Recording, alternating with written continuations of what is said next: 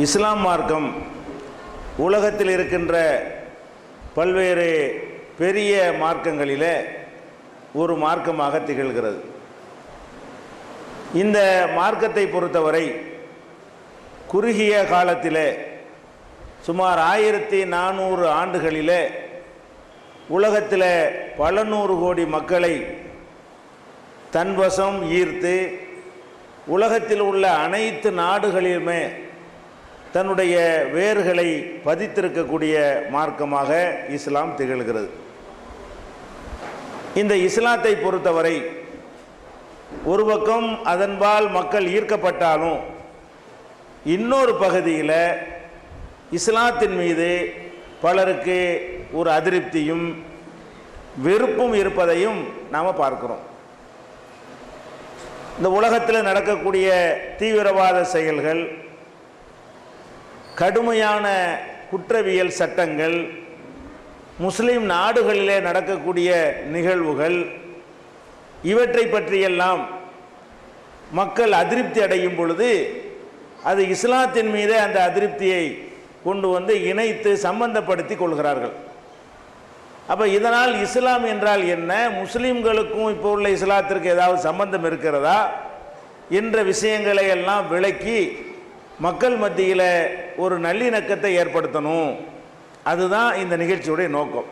இஸ்லாம் ஒரு இனிய மார்க்கம் என்ற நிகழ்ச்சியுடைய நோக்கம் என்னவென்றால், ஒவ்வொரு மதத்தை சேர்ந்தவர்களும் அடுத்த மதத்தின் மீது கசப்பு வைத்திருப்பார்களேயானால், வெறுப்பு வைத்திருப்பார்களேயானால், அவங்களுக்கு மத்தியில் அடிக்கடி சண்டைகளும் சச்சரவுகளும் பூசல்களும் நடந்து கொண்டே இருக்கும். அப்போ ஒவ்வொரு மதத்தை சேர்ந்தவங்களும் மற்ற மதங்களை பற்றி சரியான முறையில் என்ன செய்யணும், புரிந்து வைத்திருக்க வேண்டும். இஸ்லாம்னா இதுதான் இஸ்லாம், இதுதான் இந்து மதம், இதுதான் கிறிஸ்தவ மதம் என்று ஒவ்வொரு மதத்தினுடைய நம்பிக்கைகளையும் அடுத்த மதத்துக்காரர்கள் புரிந்து அவரவர்களுடைய நம்பிக்கைக்கு மதிப்பு கொடுக்கக்கூடியவர்களாக ஒவ்வொருத்தரும் மாறிவிட்டோம் என்று சொன்னால் நமக்கு இடையில் ஒரு நல்லிணக்கம் ஏற்படும். அதை ஏற்படுத்தணுங்கிற நோக்கத்தில் தான் நாங்கள் அந்த கசப்பெல்லாம் நீங்கும். நீங்கள் கேள்விகள் கேட்பீர்கள், அது சம்பந்தமான விளக்கத்தை நம்ம சொல்லுவோம். அப்போ அந்த இஸ்லாத்தின் மீது முஸ்லீம்கள் மீது இருந்த கசப்பு உங்களுக்கு நீங்கும். அதே போல் நீங்களும் இது போன்ற ஒரு நிகழ்ச்சிகளை ஏற்பாடு செய்து எங்களை அழைத்து நீங்கள் கேள்வி கேளுங்க அப்படின்னு சொல்லி அந்த கசப்புகள் நீங்குமையானால் அப்போ தான் நமக்கு மத்தியில் உண்மையான நல்லிணக்கம் ஏற்படும்.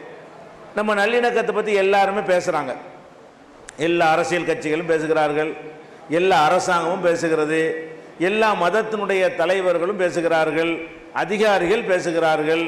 ஒரு கலவரம் நடந்து விட்டது என்று சொன்னால் அப்போ அதிகமாக பேசுகிறார்கள். பேசியும் ஏற்பட மாட்டேங்குது. எல்லாரும் பேசுகிறார்கள், எல்லோரும் ஆசைப்படுகிறோம் நல்லிணக்கம் ஏற்படணும்னு சொல்லி, ஆனால் ஏற்படவே மாட்டேங்குது. சண்டை சச்சரவுகள் இந்த நவீன யுகத்தில் கூட கலவரங்கள் நடப்பது நம்ம பார்க்கிறோம். அப்போ இஸ்லாத்தை பொறுத்தவரை எங்கள் மார்க்கம் எங்களுக்கு என்ன சொல்கிறது என்று சொன்னால், இந்த மார்க்கத்தில் பிற மதத்தவர்களை கட்டாயப்படுத்தக்கூடாது. குர்ஆன் எங்களுக்கு சொல்கிறது, லா இக்ராஹ ஃபித்தீன், இந்த மார்க்கத்தில் எந்த விதமான நிர்பந்தமும் கூடவே கூடாது, நிர்பந்தப்படுத்தி எந்த ஒரு கொள்கையும் திணிக்கக்கூடாது என்று ஒரு அருமையான ஒரு நல்லிணக்கத்துக்கு உரிய ஒரு போதனையை இந்த மார்க்கம் சொல்கிறது. அதே போல முஸ்லிம்கள் அல்லாஹ்வை வணங்குகிறார்கள். அல்லாஹ்வை உருவமாக வைத்து கொண்டு நாங்கள் வணங்குவது கிடையாது. அவனுடைய ஆற்றல் சக்தி இவற்றையெல்லாம் மனதிலே இருத்தி அந்த படைத்த இறைவனை நாங்கள் வழிபட்டு கொண்டிருக்கிறோம். மற்ற மதத்தில் உள்ளவர்கள் எல்லாம் வேற வேற தெய்வங்களை என்ன செய்கிறாங்க, வணங்கி உருவமாகவோ உருவம் இல்லாத முறையிலேயோ பல தெய்வங்களை வணங்கி கொண்டிருக்கிறார்கள். இதை பற்றி எங்களுக்கு குர்ஆன் என்ன சொல்கிறது, அவங்க மார்க்கம் அவங்களுக்கு உங்க மார்க்கம் உங்களுக்கு என்று ஒரு பக்கம் சொல்லிவிட்டு இன்னொரு பக்கம் என்ன சொல்கிறது என்று சொன்னால், லா தசுப்புல்லதீன எதுவுன மிந்தூன் இல்லா, அல்லாஹ் இல்லாமல் மற்ற தெய்வங்களை வேற மதத்துக்காரர்கள் வணங்குகிறார்களே அவங்கள பற்றி நீங்கள் குறை சொல்லாதீர்கள். பிற மதத்தை அவங்க தெய்வங்கள்னு நினைச்சு வணங்குறாங்க, அதை பற்றி அவங்களுக்குள்ளே பல பேர் விமர்சனம் பண்ணி கொள்ளலாம். முஸ்லீம்களை பொறுத்த வரைக்கும் பிற மதத்தவர்கள் புண்ணியாத்மாக்களாக யாரை கருதுகிறார்களோ அவங்கள பற்றி நீங்கள் விமர்சித்து விடக்கூடாது. அப்படி விமர்சித்தீர்களே ஆனால் இப்போ யசுபுல்லாக அதுவன் பிகைரி இல்மின், அவங்களும் அல்லாஹ்வை வந்து விமர்சிப்பாங்க, அப்புறம் சண்டை ஏற்பட்டு விடும். இப்படி குர்ஆன் எங்களுக்கு கட்டளை இருக்கிறது. குர்ஆனில் வந்து இந்த நல்லிணக்கம் ஏற்படுவதற்கு என்ன மாதிரி வழி என்றால், ஒரு மதத்தினுடைய நம்பிக்கை அடுத்த மதத்துக்காரங்க திட்டும் போது தானே சண்டை வரும். அது செய்யாதீங்க. ஒரு முஸ்லீம் வந்து அந்த மாதிரி என்ன செய்யக்கூடாது, செய்யவே கூடாது என்று குர்ஆனில் எங்களுக்கு என்ன இருக்கு, கட்டளை இருக்கிறது. அதே போல எங்கள் இஸ்லாம் என்று சொன்னால் எங்களுக்கு ஆதாரம் வந்து குர்ஆன் தான். எங்களுக்கு ஆதாரம் வந்து நபிகள் நாயகம் தான். வேற யாரும் சொல்வது இஸ்லாம் ஆகாது. இஸ்லாம்னா அது குர்ஆனில் இருக்கணும், இல்லைன்னா நபிகள் நாயகம் அவங்க வந்து அவங்க காலத்தில் அதை நடைமுறைப்படுத்தி இருக்கணும். இந்த ரெண்டுக்கு பேர் தான் இஸ்லாம். அப்போ அந்த இஸ்லாத்தில் நீங்கள் உள்ள நுழைந்து பார்த்தீர்களே ஆனால், இப்போ நம்ம பார்க்கக்கூடிய இந்த பிற மதத்தவர்களுக்கும் முஸ்லீம்களுக்கு மத்தியில் உள்ள விரிசல் இருக்க, இதெல்லாம் காணவே முடியாது. இப்போ நபிகள் நாயகம் அவங்களுக்கு வந்து அந்தரங்க உதவியாளராக 2 பேர் இருந்தார்கள். நபிகள் நாயகம் அவங்களுக்கு அந்தரங்க உதவியாளர்னா என்ன, அவங்களுடைய தனி அறை வரைக்கும் வருவார்கள், யாராவது பார்க்க வந்து அழைத்து கொண்டு வருவார்கள். இந்த பொறுப்புகள் எல்லாம் அந்தரங்க உதவியாளர்கள் தான் செய்வாங்க. இந்த பர்சனல் செக்ரட்டரி சொல்றாங்க இல்லையா, அந்த மாதிரியாக 2 பேர் நபிகள் நாயகம் அவங்களுக்கு இருந்தாங்க. அந்த 2 பேர்ல ஒருவர் வந்து முஸ்லீம், இன்னொருவர் வந்து யூதர். யூதர்கள்னா யாருன்னு கேட்டா, அன்னைக்கு நபிகள் நாயகத்தினுடைய பிரச்சாரத்துக்கு முட்டுக்கட்டை போட்டவர்கள், அவங்கள பல சந்தர்ப்பங்களில் கொலை செய்வதற்கு முயற்சித்தவர்கள், ஆட்டு இறைச்சியில வந்து விஷத்தை கலந்து அதை கொண்டு வந்து நபிகள் நாயகத்தை கொடுத்து சாப்பிட வைக்க திட்டமிட்டவர்கள். இந்த மாதிரி அவங்கள ஒழிப்பதற்கு கங்கணம் கட்டி கொண்டு, ஏன்னா யூதர்களாக இருந்தவங்க தான் முஸ்லீமா மாறுறாங்க. அந்த கோபத்தில் இவர் முகமதை நம்ம ஒழிச்சு கட்டணும் என்று ஒரு சமுதாயம் திட்டம் போட்டிருக்கிறது. அந்த சமுதாயத்தில் உள்ள ஒரு ஆளை தனக்கு பர்சனல் செக்ரட்டரியாக, அந்தரங்க செயலாளராக நபிகள் நாயகம் அவர்கள் வைத்திருந்தார்கள் என்பதை அவங்களுடைய ஆதாரபூர்வமான வரலாறுகளில் பார்க்கிறோம். நபிகள் நாயகம் அவங்க வந்து அவங்க தனக்குன்னு ஒரு கொள்கை வச்சுருந்தாங்க. அவங்க வந்து பிறக்கும் போதே வந்து அனாதையாக இருந்தாலும் ஒரு 25 வயசுலாம் பெரிய ஊர்லேயே பெரிய செல்வந்தர் ஆகுறாங்க. 40 வயசில் அவங்க இறை தூதர்னு சொன்ன காலத்தில் எல்லாம் ஊர்லேயே அவங்க தான் பெரிய வசதியானவராக, வியாபாரியாக இருந்து பெரிய வசதி படைத்தவராக இருந்தார்கள். பிறகு இந்த மார்க்கத்தை சொன்ன பிறகு எல்லா பொருளாதாரத்தையும் இழந்து ஊரை விட்டு விரட்டப்பட்டு நாடு கடத்தப்பட்டு இன்னொரு ஊரில் போய் தஞ்சம் அடைகிறாங்க. மக்காங்கிற ஊர்லேருந்து விரட்டப்பட்டு மதீனாங்கிற ஊரில் போய் அவங்க வந்து அடைக்கலம் கோரி போகிறார்கள். அங்கே போன பிறகு இந்த மாதிரியான எதிர்ப்பு அந்த ஊரில் இல்லை. வெளியூரில் உள்ள மக்கள் என்ன செய்கிறாங்க, அவங்களை அரவணைக்கிறாங்க. கூட்டம் கூட்டமாக நபிகள் நாயகத்தினுடைய கொள்கையை ஏற்றுக்கொள்கிறார்கள். சுற்று வட்டாரங்கள்லாம் அது பரவுகிறது. எந்த அளவுக்கு என்று சொன்னால், அந்த 10 வருஷம் தான் மதீனாவில் இருக்கிறாங்க. 63-40 வயசில் மக்காவில் பிரச்சாரத்தை ஆரம்பிக்கிறாங்க. 53 வயசு வரைக்கும் 13 வருஷ காலம் சொந்த ஊரில் பிரச்சாரம் பண்ணுறாங்க. 53லேருந்து 63 வயசு வரைக்கும் மதீனாங்கிற ஊரில் போய் பிரச்சாரம் பண்ணி 63 வயசில் அவங்க இறந்துடுறாங்க. இந்த 10 வருட காலத்தில் அரபு நாட்டிலேயே ஒரு பெரிய ஒரு சாம்ராஜ்யத்துக்கு அதிபதி ஆயிடுறாங்க. எந்த அளவுக்கு உங்களுடைய கொள்கை வளர்கிறது என்று சொன்னால், அன்றைக்கு பாரசீகம், ரோமாபுரி என்று 2 வல்லரசுகள் இருந்தது. இப்போ எப்படி அமெரிக்கா ரஷ்யா இருந்ததோ, இப்போ அமெரிக்கா மட்டும் இருக்கிறதோ, அந்த மாதிரி ஒரு காலத்தில் வந்து ஈரானை தலைமையாக கொண்ட பாரசீகர்களும் ரோம் இத்தாலியை தலைநகராக கொண்ட ரோமாபுரிக்காரர்களும் உலகம் பூரா ஆளக்கூடியவர்களாக இருந்தார்கள், பெரும் வல்லரசுகராக இருந்தார்கள். இந்த 2 வல்லரசுகளையும் வீழ்த்தி நபிகள் நாயகம் அந்த 10 வருஷ காலத்தில் ஒரு பெரிய ஒரே வல்லரசனுடைய அதிபராக மாறுறாங்க. 10 வருஷத்தில் மாறுறாங்கன்னா படதிரட்டி போய் மாறலை, எல்லா கூட்டம் கூட்டமாக அவர்களுடைய கொள்கையை, அரபு தீபகற்பம் முழுவதுமே அவங்க கொள்கையை ஏற்றுக்கொண்டு அவங்க மரணிக்கக்கூடிய நேரத்தில், நம்ம இந்தியா இருக்குது இல்லையா, இவ்வளவு பெரிய நிலப்பரப்புக்கு அதிபராக, இவ்வளவு பெரிய நிலப்பரப்புக்கு உண்டாக்கி துண்டு துண்டா செதறி கிடந்த ஊருக்கு ஒரு ராஜா இருந்தாங்க. அதையெல்லாம் வந்து தகர்த்து எரிந்து விட்டு ஒரு பெரிய வல்லரசுக்கு அதிபராகத்தான் அவங்க மரணிக்கிறாங்க. அவங்க ஒரு கொள்கை வச்சிருந்தாங்க. என்ன கொள்கை? அரசாங்கத்தினுடைய நிதியில் இருந்து நானும் ஒரு பைசா, ஒரு பேரிச்சம்பழம் கூட எடுக்க மாட்டேன், என்னுடைய சொந்த பந்தத்தில் உள்ளவர்களும் எடுக்கக்கூடாது என்று ஒரு கொள்கையை வைத்திருந்தார்கள். அதனால தான் குடிசையில் வாழ்ந்தாங்க. குடிசையில் ஒரு 10க்கு 10 சின்ன ஒரு அறை தான் அவங்களுடைய வீடு, அரண்மனையெல்லாம் இல்லை. கயிற்றுக்கட்டில் தான் படுத்தார்கள். அன்னைக்கெல்லாம் ராஜாக்கள்லாம் வந்து சிம்மாசனங்கள், தங்கத்தில் சிம்மாசனங்கள் செய்து, தங்கத்தில் செருப்புகளை காலணிகளை தயார் செய்து, தங்கத்தில் கிரீடம் சூட்டி, தங்கத்தில் செங்கோல் வைத்து, தங்கத்திலேயே குளியல் அறைகள் கட்டி, இப்படியெல்லாம் சொகுசாக வாழ்ந்ததுக்கு தான் அன்னைக்கு உள்ள மன்னர்கள் இருந்தாங்க. இன்னைக்கெல்லாம் அப்படி ஜனநாயக ஆட்சி வந்த பிறகு அப்படி கிடையாது.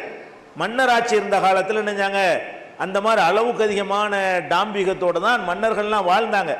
இவங்க ஒரு வல்லரசுக்கு அதிபர், அவங்க பேரை கேட்டாலே உலகத்தில் உள்ள ஆட்சியாளர்கள்லாம் நடுங்கிற அளவுக்கு ஒரு பெரிய சக்தியாக உருவான நேரத்தில் கூட அவங்க வாழ்ந்தது குடிசையில் தான். அவங்க கைத்துக்கட்டெலாம் படுத்தாங்க. ஒரு நாள் சாப்பிட்டால் ஒரு நாள் சாப்பிட முடியாது. குடும்பத்தார்கள் வந்து ரொம்ப ஏழ்மையான தான் அந்த வாழ்க்கை நினைஞ்சாங்க, ஓட்டினாங்க. அந்த அளவுக்கு பரிசுத்தமாக இருந்தார்கள். அவங்களுடைய வருமானத்திற்காக என்னென்னா ஒரு 100 ஆடு கொண்ட ஒரு ஆட்டு பண்ணை வைத்து அதிலிருந்து வரக்கூடிய 100 ஆடு இருந்தால் உங்களுக்கு வந்து டெய்லி ஒரு ஆடு குட்டி போட்டுகிட்டே இருக்கும். டெய்லி ஒரு ஆடு நம்ம எடுக்கலாம். 100 ஆடு நீங்கள் ஒழுங்காக பராமரித்தீர்களே ஆனால் அதில் தினசரி என்ன செய்யலாம், ஒரு ஆடு உற்பத்தியாகி ஒரு குட்டி போட்டுகிட்டே இருக்கும். ஒரு பெரிய ஆட்டை எடுத்து நம்ம என்ன செய்யலாம், அதை வந்து நம்முடைய தேவைகளுக்கு பயன்படுத்தி கொண்டே இருக்கலாம். இந்த மாதிரி அது வந்து வேறு பணிகளை பாதிக்கவும் செய்யாது. பிரச்சார பணி, நிர்வாக பணியெல்லாம் பாதிக்காது. வியாபாரம்னு ஈடுபட்டோம்னா முழு நேரத்தையும் அது வாங்கிடும். இது அப்படியெல்லாம் நேரத்தை சாப்பிடாது. இந்த மாதிரி ஒரு திட்டமிட்டு ஒரு வாழ்க்கை அமைத்து கொண்டு அவங்க அரசு பணியையும் இந்த மார்க்க பணி, ஆன்மீக பணியையும் சேவையாக செய்தார்கள். அதை வைத்து ஆதாயம் அடையவில்லை. அப்போ அவங்களுக்கு ஒரு நெருக்கடி ஏற்படும் பொழுது அவங்களுடைய ராஜ்யத்தில், அவங்களுடைய தலைநகரத்தில் மதீனாங்கிற ஊரில் ஒரு யூதர் தான் ஒரு பெரிய வசதியானவராக இருக்கார், வேற சமுதாயத்துக்காரர். அவர்கிட்ட போய் தன்னுடைய கவசத்தை அடைமானமாக வைத்து சில மரக்கால் கோதுமைகளை வாங்கி வந்து கடைசி நேரத்தில், மரணிக்கிற நேரத்தில், அரசாங்கத்தில் குவிந்து கிடக்கிறது கஜானாவில், அதை தொடாமல் இன்னொரு சமுதாயத்தை சேர்ந்தவர்கிட்ட அடமானம் வைத்து அதை மீட்காமலே மரணித்தார்கள். அது அடமானம் வைக்கப்பட்ட நிலையிலே நினைஞ்சாங்க மரணித்து விட்டார்கள்னு பார்க்கிறோம். இப்போ எதுக்கு இதை சொல்கிறோம் என்று கேட்டால், அவங்க இவ்வளோ பெரிய வல்லரசாக இருக்கிற அந்த காலத்தில் அவங்களுடைய ஆட்சியில் முஸ்லீம்களுக்கு எதிரி சமுதாயமாக தங்களை வைத்திருந்தார்களே, அவங்க வந்து பெரிய தொழிலதிபர்களாக இருக்க முடிகிறது. மன்னருக்கு கடன் கொடுக்கிற அளவில் அவங்களுடைய பொருளாதார நிலைமை உயர்ந்திருக்கிறது. அப்படின்னா அந்த மாதிரியான வசதிகள் அந்த அரசாங்கம் செய்து கொடுத்தா தானே இது சாத்தியமாகும். நீ வேற மதத்துக்காரன், நீ எல்லாம் உன்னை முன்னேற விட மாட்டோம் அப்படின்னு சொல்லி உன்னை எல்லாத்தையும் பறிமுதல் பண்ணிடுவோம். அந்த காலத்தில் இப்படிலாம் பண்ணாங்க. இந்த ஜனநாயக காலத்தில் இதை கற்பனை பண்ண முடியலை. அந்த காலத்தில் எல்லாம் சர்வாதிகார ஆட்சி நடந்த காலத்தில் எல்லாம் நினைச்சதெல்லாம் செய்யலாம். பத்திரிக்கை கிடையாது, டிவி கிடையாது, போராட்டங்கள் பண்ண முடியாது. அதனால என்ன வேண்டாலும் செய்யலாம், யாருமே எந்த ஒரு கேள்வியும் கேட்க முடியாது. அப்படிப்பட்ட ஒரு காலத்தில் என்ன செய்யறாங்கன்னா, அவங்க ஆளுகையில் இருந்த பிற மதத்தை சேர்ந்த ஒருவர் பெரிய தனவந்தராகவும் முகமது நபி அவர்கள் அவற்றை கடன் வாங்கக்கூடியவராகவும் இருந்தார்கள் என்று சொன்னால், மற்ற மதத்துக்காரர்களை எப்படி நடத்தியிருக்கிறார்கள், சாதாரணமாக எப்படி நடத்திடலாம், அதிகாரம் வரும்போது எப்படி நடக்கிறாங்கிறத டெஸ்ட்டுங்க. நம்மள்ட்ட ஒரு அதிகாரம் இல்லைன்ற உடனே நடிக்கலாம், நானும் சமாதானம்னு பேசலாம். நம்மள்ட்ட ஃபுல் பவர் இருக்கும்போது எப்படி நடக்கிறோம், அதுதான் ஒரு மனிதனை வந்து எடை போடுறதுக்கு சரியான அளவுகள். இந்த முகமது நபி வந்து அவ்வளோ பெரிய பவர்ஃபுல்லான ஒரு வல்லரசுக்கு அதிபராக இருந்த அந்த காலகட்டத்தில் பிற மதத்தை சேர்ந்தவர் வந்து வசதி உள்ளவராகவும் அவரிடத்தில் இருந்து இவங்க கடன் வாங்கக்கூடியவர்களாக இருந்தார்கள் என்பதை நம்ம பார்க்கிறோம். அதே மாதிரி நபிகள் நாயகம் அவர்கள் பள்ளிவாசல்ல அமர்ந்திருக்கிறார்கள். அப்போ ஒரு பிரேதம், ஒரு இறந்து போனவருடைய உடலை கொண்டு வர்றாங்க, தூக்கிட்டு வர்றாங்க. அப்போ நபிகள் நாயகம் என்ன செய்கிறாங்கன்னா எழுந்து நிற்கிறார்கள். அந்த உடல் வந்த உடனே அதை பார்த்தோன்னு என்ன செய்கிறாங்க, எழுந்து நிற்கிறார்கள். அப்போ கூட இருந்த முஸ்லீம்கள்லாம் அவங்கள்ட்ட சொல்கிறாங்க, இது வந்து நம்மால் இல்லை. கூட இருந்த முஸ்லீம்கள் என்ன செய்கிறாங்க, நபிகள் நாயகத்திட்ட இது வந்து யூதருடைய உடல் பிணம், யூதருடைய பிரேதம் தான், அது நம்ம முஸ்லீமுடைய உடல் கிடையாது அப்படிங்கிறாங்க. அப்போ நபிகள் நாயகம் என்ன சொன்னாங்கன்னு கேட்டால், எந்த ஒரு உடல், இறந்து போன உடல் உங்களை கடந்து சென்றாலும் நீங்கள் எழுந்து, உங்களை கடந்து செல்லும் வரை எழுந்து நில்லுங்கள், உங்களை கடந்து சென்ற பிறகு நீங்கள் உட்கார்ந்து கொள்ளுங்கள் என்று அவங்க சொல்கிறாங்க. அப்போ அவங்க ஜனாதிபதி சக்கரவர்த்தி, அவங்களுடைய தலைமை செயலகமே அந்த பள்ளிவாசல் தான். பள்ளிவாசல் அரண்மனை கோட்டையெல்லாம் அவங்களுக்கு இல்லை. அவங்க வாழ்ந்த காலம் வரைக்கும் கோட்டை கட்டிக்கிறல. பள்ளிவாசல் ஓலையில் பேரிச்சம் ஓலைகளால் வேயப்பட்ட கூரை வேயப்பட்ட அந்த பள்ளிவாசல் தான் அவங்களுடைய தலைமை செயலகமாக இருக்கிறது. அப்போ அதில் இருக்கக்கூடிய நேரத்தில் இன்னொரு மதத்துக்காரர் வந்து அவங்களுடைய பிரேதத்தை கொண்டுட்டு வர முடிகிறது. இன்னைக்கு ஒரு மதத்தை சேர்ந்தவங்களே ஒரு ஆள் இறந்து போயிட்டாருன்னு சொன்னால் ஒரு தெருவுக்குள்ளே பணத்தை கொண்டு போக முடியுமா? ஒரு மதத்தில் உள்ளவங்களே கூட ஓஞ்சாதி எப்படி எங்கள் தெருவுக்குள்ளே நீ வந்து பணத்தை கொண்டு வர்ற விடமாட்டோன்னு சொல்லி இறந்த ஒரு மனிதன் விஷயத்தில் கூட கருணையற்றவர்களாக நடக்கக்கூடியவர்கள் நம்ம நாட்டிலும் உலகத்திலையும் பல பகுதிகளில் கொஞ்சம் பேர், அனைவரும் இல்லை, கொஞ்சம் இருக்கிறார்கள். ஓரளவுக்கு அந்த மாதிரியான ஆட்கள் என்ன செய்கிறாங்க, இருந்து கொண்டிருக்கிறார்கள். அப்போ அந்த காலம் எப்படி இருக்கும்? இந்த காலமே இப்படி இருந்தால் அந்த காலத்தில் எப்படி இருக்கும்? அப்போ நபிகள் நாங்கள் எப்படி மாற்றுறாங்கன்னு கேட்டால், இன்னொரு மதத்துக்காரனாக இருந்தாலும் அவனுக்கு முஸ்லீமுக்கு இருக்க எங்கள் கையில் ஆட்சி இருந்தாலும் முஸ்லீமுக்கு இருக்கிற உரிமை உனக்கும் இருக்கிறது. இவன் வந்து பிரேதத்தை எடுத்துக்கிட்டு போகிற தெருவில் நீனும் எடுத்துக்கிட்டு போகலாம், எங்களை கடந்து கூட எடுத்துக்கிட்டு போகலாம் என்கிற அளவுக்கு நபிகள் நாயகம் அவர்கள் அந்த இணக்கம் ஏற்படணும், மதங்களுக்கு மத்தியில் சண்டைகள் வரக்கூடாது. சண்டைகள் நபிகள் நாயகம் போட்டிருக்கிறாங்க, போர் செஞ்சிருக்கிறாங்க. அதெல்லாம் மதம் என்ற அடிப்படையில் செய்தது கிடையாது. ஒரு நாடு என்கிற ஒரு அடிப்படையில் ஒரு நாடு இன்னொரு நாட்டுக்கு எதிராக நடக்குமையானால் இந்தியாவுக்கும் பாகிஸ்தானுக்கும் சண்டை வருதுன்னு வைங்க, அது இந்து மதத்துக்கான சண்டையா, அவன் போடுறது முஸ்லீம் மதத்துக்கான சண்டையா? நிச்சயமா இருக்காது. அவனு நாட்டுக்கு போறான், நம்ம நாட்டுக்கு போடுறோம். இந்த அடிப்படையில் சில சண்டைகள் வந்து நபிகள் நாயகம் அவர்கள் காலத்தில் நடந்திருக்கிறது. அவங்க மட்டும் இதை நடத்தவில்லை. எல்லா மதத்தில் புண்ணியஸ்தர்களாக கருதப்படுகிறவர்களும் போர்க்களத்தில் ஈடுபடாமல் இருந்தது இல்லை. ராமர் போர் செஞ்சவர் தான். கிருஷ்ணர் வந்து அது அவர் போர்க்களத்தில், ராமாயணம் மகாபாரதம்லாம் யுத்தம் தானே சொல்லுது, அது ஒரு யுத்தம் தானே, அதுவே போர் தான். தர்ம யுத்தம், தர்ம யுத்தம் வந்து தடுக்கப்பட்டது கிடையாது. அநியாயத்துக்கு தான் யுத்தம் பண்ணக்கூடாது. தர்மத்தை நிலைநாட்டுவதற்காக வேண்டி என்ன செய்யலாம், ஒரு நாடு யுத்தம் செய்யலாம், ஆளாளுக்கு தான் ஆயுதம் தூக்கக்கூடாது.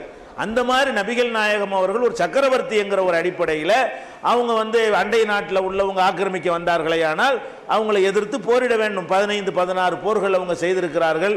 அவங்களே அதுக்கு தலைமை தாங்கி தளபதியாகவும் போய் என்ன செய்கிறாங்க, ஆன்மீகத்தினா வெறுமன ஆன்மீக ஆளுக்கு வந்து ஆயுதம் தூக்க மாட்டாங்க.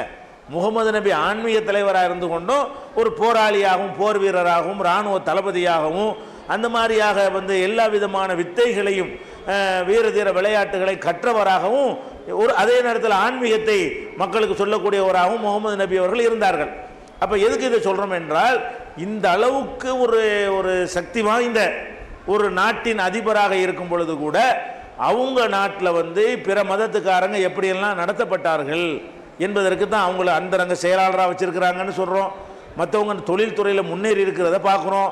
மற்றவங்களுடைய பிரேதத்தை கூட பள்ளிவாசல் வழியாக கொண்டு போகிறத கூட அவங்களுக்கு எந்த விதமான பாதிப்பு ஏற்படுத்தலை. மட்டுமில்லை, எழுந்து நின்று மரியாதை செய்கிற அளவுக்கு. இறந்து போயிட்டான், உசுரோடு இருக்கிற வரைக்கும், உசுரோடு இருக்கிறவனுக்கு எந்திரிக்கக்கூடாது. எங்கள் மார்க்கத்தில் வந்து உயிரோடு இருக்கிற ஒரு மனிதனுக்காக எழுந்து நிற்கக்கூடாது. எழுந்து நின்று அவனுக்கு மண்டக்கணம் ஏறி போயிடும். யாருக்கும் நீங்கள் எழுந்து நிற்காதீங்க, எனக்கும் எழுந்து நிற்கக்கூடாதுன்னு நபிகள் நாயகம் சொன்னாங்க. நீங்கள் அமர்ந்திருக்கும் பொழுது நான் வந்தால் நீங்கள் யாரும் எனக்காக எழுந்து நிற்கக்கூடாது, இப்படியெல்லாம் கட்டளை போட்டிருக்கிறாங்க. உசுரோடு இருக்கிறவனுக்கு எழுந்து நிற்கக்கூடாதுன்னு சொல்லிவிட்டு இறந்தவனுக்கு எழுந்து நிற்க சொல்கிறாங்க. ஏன்? அவனுக்கு மண்டக்கணம் வராதுல்ல. உயிரோடு இருக்கிறவனுக்கு தான் மண்டக்கணம் வர்றேன், இறந்தவனுக்கு மண்டக்கணம் வரப்போகுது. அதனால் அதை மட்டும் நபிகள் நாயகம் என்னஞ்சாங்க, அனுமதித்திருக்கிறார்கள். அப்போ இந்த மாதிரியான ஒரு நல்லிணக்க மார்க்கம் தான் இஸ்லாம் என்பது. ஆனால் அதை வந்து சில பேர் விளங்காமல் புரிந்து கொள்ளாத காரணத்தினாலையும் இஸ்லாத்தினுடைய கோட்பாடுகளை பேணாத காரணத்தினாலையும் இந்த அனைத்து விஷயங்கள்லையும் இன்றைக்கு முஸ்லீம்கள் என்று சொல்லிக் கொள்ளக்கூடியவர்கள் வந்து குரானில் உள்ளபடி நடப்ப முன்வருவதில்லை. நபிகள் நாயகம் சொன்னபடி நடக்க முன்வருவது இல்லை. நாங்கள் அதை கொஞ்சம் கொஞ்சமாக சொல்லி அந்த மாற்றங்களை இப்போ கொஞ்சம் ஒரு 10 வருட காலத்தில் ஓரளவுக்கு ஒரு எழுச்சியான ஒரு நிலையை நாங்கள் உண்டாக்கி இருக்கிறோம். அது ஒரு எதுக்கு தலைப்பு இனிய மார்க்கம்னு கொடுத்துருக்குறோம் என்று கேட்டால், இஸ்லாம்னா ஒரு பயங்கரமான ஒரு மார்க்கம், 4 கிறுக்கங்க ஏதோ செய்கிறதை வைத்துக்கொண்டு இஸ்லாம்னா ஒரு காட்டு மிராண்டித்தனமான ஒரு மார்க்கம் என்கிற கருத்து ஊடகங்கள் வழியாக மக்களுடைய உள்ளங்களில் என்ன செய்யப்படுகிறது, திட்டமிட்டு விதைக்கப்படுகிறது. இஸ்லாத்தில் ஒன்றை சம்மந்தப்படுத்துகிறா இருந்தால் குரானில் இருந்தால் தான் இஸ்லாத்தோட சம்மந்தப்படுத்தணும். நபிகள் நாயகம் சொன்னால் தான் அது இஸ்லாம்னு சொல்லணும். முஸ்லீமாக பிறந்துட்டு வரதட்சணை வாங்குவான், அது இஸ்லாம் வாங்க சொல்லணும்னு எடுத்துக்கிற முடியுமா? முஸ்லீமாக பிறந்தவன் குடிப்பான், இஸ்லாம் குடிக்க சொல்லுன்னு சொல்லுங்க. இஸ்லாம் தான் குடிக்கக்கூடாதுன்னு சொல்லுத. முஸ்லீமாக இருந்துட்டு குடிக்கிறான், முஸ்லீமாக இருந்து விபச்சாரம் பண்ணுறான். ஒரு முஸ்லீம் விபச்சாரம் பண்ணால் இஸ்லாம் விபச்சாரம் பண்ணுதுன்னு சொல்ல முடியுமா? ஒரு முஸ்லீம் குடிச்சான்னு சொன்னால் இஸ்லாம் தான் குடிக்க சொன்னுச்சுன்னு சொல்ல முடியுமா? அந்த மாதிரி முஸ்லீமில் சில பேர் என்ன செய்வார்கள், இஸ்லாத்தை மீறி பல காரியங்களை செய்வார்கள். அப்போ நீங்கள் வந்து இஸ்லாம்டா என்ன, முஸ்லீம்டா என்ன, இன்றைக்கு இருக்கிற முஸ்லீம்கள்னா என்னங்கிற வேறுபாட்டையும் நீங்கள் விளங்கி கொண்டீர்களேயானால் நிச்சயமாக இஸ்லாங்கிறது அவ்வளோ இனிமையான, அவ்வளோ ஸ்வீட்டான ஒரு மார்க்கம். அதில் எந்த விதமான மாற்று கருத்துமே கிடையாது. அந்த ஒரு அடிப்படையில் தான் இந்த நிகழ்ச்சி நாங்கள் ஏற்பாடு செய்திருக்கிறோம். இதில் வந்து நீங்கள் வந்து உங்களுடைய உள்ளங்களில் என்ன சந்தேகத்தை வேண்டாலும் கேட்கலாம்.